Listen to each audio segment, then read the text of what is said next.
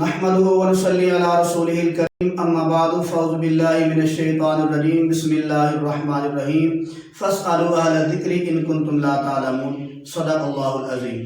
میرے عزیز بھائیوں، آج کا ہمارا پہلا مسئلہ یہ ہے کہ بعض لوگ دعا بہت جلدی مانگتے ہیں، کیا جلدی جلدی دعا مانگنا جائز ہے یا نہیں؟ میرے عزیز بھائیوں، نبی کریم صلی اللہ علیہ وسلم کا فرمان مبارک ہے کہ جو آدمی جلدی جلدی دعا مانگتا ہے، جلدی جلدی منہ پہ ہاتھ پھیرتا ہے اور جلدی جلدی باہر نکل جاتا ہے، اس کے لیے فرمایا کہ جلدی دعا مانگنے والے کی اللہ دعا قبول نہیں فرماتے۔ آج کا ہمارا دوسرا مسئلہ یہ ہے کہ جس آدمی کا دل غافل ہے کہ نہیں، اس کو نماز کی پرواہ نہیں، اس کو فرائض کی پرواہ نہیں، سنتوں کی پرواہ نہیں، روزے کی پرواہ نہیں، اللہ کے حکموں کی پرواہ نہیں کرتا، تو ایسے آدمی کی دعا کے بارے میں کیا ہے؟ تو میرے عزیز بھائیوں، جو ایسا آدمی ہے جس کا دل غافل ہے، اس کے بارے میں نبی کریم صلی اللہ علیہ وسلم کا فرمان مبارک ہے، جس کا دل غافل ہو اللہ اس کی دعا کو قبول نہیں فرماتے۔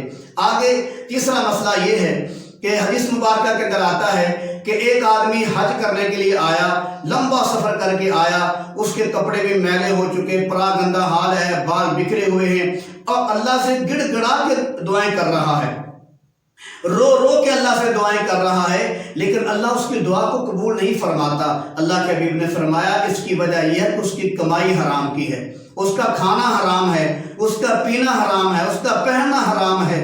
جب اس کی کمائی حرام کی ہے تو اللہ ایسے آدمی کی دعا قبول نہیں فرماتا، چاہے وہ حج کرتا ہے، چاہے وہ عمرہ کرتا ہے، چاہے وہ نمازیں پڑھتا ہے، تو اللہ ایسے آدمی کی دعا کو قبول نہیں فرماتے۔ تو میرے عزیز بھائی، اللہ پاک ہم سب کو، تمام مسلمانوں کو حلال کمانے کی اور حلال کھانے کی توفیق نصیب فرمائے۔ لیکن آخر کا دل میں ایک خیال آتا ہے، بات آتی ہے کہ اگر اللہ دعا قبول نہیں کرتا تو پھر ظاہر ہے کافروں کی دعا بھی اللہ قبول کرتا ہے، مسلمانوں کی بھی دعا اللہ قبول کرتا ہے، تو وہ جو حرام کمانے والا اس کی دعا کون قبول کرتا ہے؟ تو میرے عزیز بھائیوں، اس کی دعا بھی اللہ قبول کرتا ہے، لیکن اس کا اللہ کا اس کو کھلانا ایسے ہی ہے جیسے کوئی آدمی کتے کو روٹی ڈال دیتا ہے، اس پر مہربانی کر دیتا ہے۔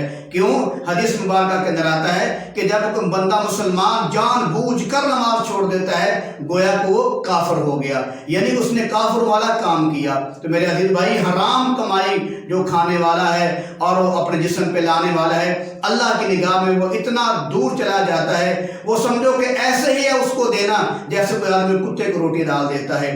میرے عزیز بھائیوں، آگے مسئلہ یہ ہے کہ حدیث پاک کے اندر آتا ہے کہ پاک زبانوں سے دعا کرواؤ، پاک زبانوں سے دعا کرواؤ۔ یہ بڑی مزے کی بات ہے میرے عزیز بھائیوں اور میری اسلامی بہنوں، توجہ فرمائیں۔ حدیث مبارکہ کے اندر آتا ہے کہ پاک زبانوں سے دعا کرواؤ۔ اب پاک زبانیں کس کی پاک زبان ہے، یا کس کو کہا جائے کہ اس کی زبان پاک ہے، یا فلاں آدمی کی زبان پاک ہے اسے دعا کروائی جائے؟ اس کا کیا مطلب ہے حدیث مبارکہ کا کہ اللہ کے حبیب نے فرمایا کہ پاک زبان سے دعا کرواؤ؟ بڑی مزے کی بات ہے، جو حدیث پاک کے اندر آتا ہے پاک زبان سے دعا کرواؤ، اس کا مطلب یہ ہے کہ جب کوئی مومن کسی ایسے مومن کے لیے دعا کرتا ہے کہ جو مومن پاس نہیں، اس کے پاس موجود نہیں، اس کے سے وہ غیب ہے، جب وہ غیب مومن کے لیے دعا کرتا ہے تو فرشتے اس کی دعا پر آمین کہتے ہیں، اور اس کے بعد فرشتے کہتے ہیں یا اللہ یہ جو دعا کر رہا ہے نا غیب مومن کے لیے، اس کی دعا کو قبول و منظور فرما۔ تو آپ بتائیں، وہ جو فرشتے ہیں ان کی زبان پاک ہے کہ نہیں؟ پاک ہے نا۔ پھر آپ نے ان سے اپنے لیے دعا کروائی، وہ کیسے دعا کروائی؟ جب آپ نے کسی غیب مومن کے لیے دعا کی تو اس کی برکت سے فرشتوں نے آمین کہا، اور ساتھ یہ بھی کہا کہ یا اللہ یہ جو غیب مسلمان مومن کے لیے دعا کر رہا ہے اس کی دعا کو بھی قبول فرما۔ تو لہذا میرے عزیز بھائی، جو غیب مسلمان کے لیے جو موجود نہیں ہوتا وقت پہ، جو اس کے لیے دعا کرتا ہے تو اس کی برکت سے اللہ فرشتوں کی زبان سے اس کے لیے دعائیں کرواتا ہے جو غیب مسلمان کے لیے دعا کرتا ہے۔ تو آگے آج کا ہمارا آخری مسئلہ یہ ہے کہ کچھ اوقات ہیں قبولیت کے، وہ کون کون سے ہیں؟ حدیث مبارکہ کے اندر آتا ہے نبی کریم صلی اللہ علیہ وسلم نے فرمایا اذان کے وقت جو ہے یہ قبولیت کا وقت ہے، اس وقت کوئی آدمی دعا مانگے تو اللہ اس کی قبول فرما دیں گے۔ ہاں، پہلی اذان جو ہے اس کا جواب دینا آپ پر لازم ہے، جو دوسری اذانیں ہیں ان کا جواب دینا آپ پر واجب نہیں ہے، صرف پہلی اذان کا یا پہلی اذان جو کانوں میں پڑتی ہے اس کا جواب دینا یہ سنت عمل ہے۔ جب دوسری اذانیں ہوتی ہیں اس وقت آدمی دعا کر لے، وہ بھی اذان کے وقت ہوتے ہیں، تو یہ قبولیت کا وقت ہے۔ دوسرا قبولیت کا وقت یہ ہے اقامت اور جو ہے اذان کے درمیان، اذان اور اقامت کے درمیان جو وقت ہوتا ہے یہ قبولیت کا ہوتا ہے۔ تیسرے بارے میں اللہ کے نبی نے فرمایا بارش کے وقت جو ہے یہ قبولیت کا وقت ہے، اللہ اس وقت دعاؤں کو قبول فرماتے ہیں۔ آگے فرمایا کہ وہ آدمی جو بیمار ہے، بیمار آدمی جو ہے جب اس سے دعا کروائی جاتی ہے تو اللہ دعاؤں کو قبول فرماتے ہیں۔ آگے اللہ کے نبی نے فرمایا زوال کے وقت جب سورج بالکل سر پہ ہوتا ہے تو اس وقت جو آدمی دعا کرتا ہے اللہ اس کے دعاؤں کو قبول فرماتے ہیں۔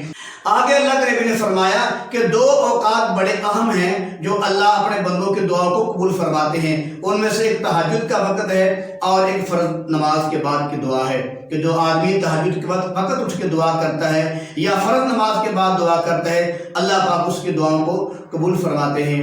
وما علینا الا البلاغ۔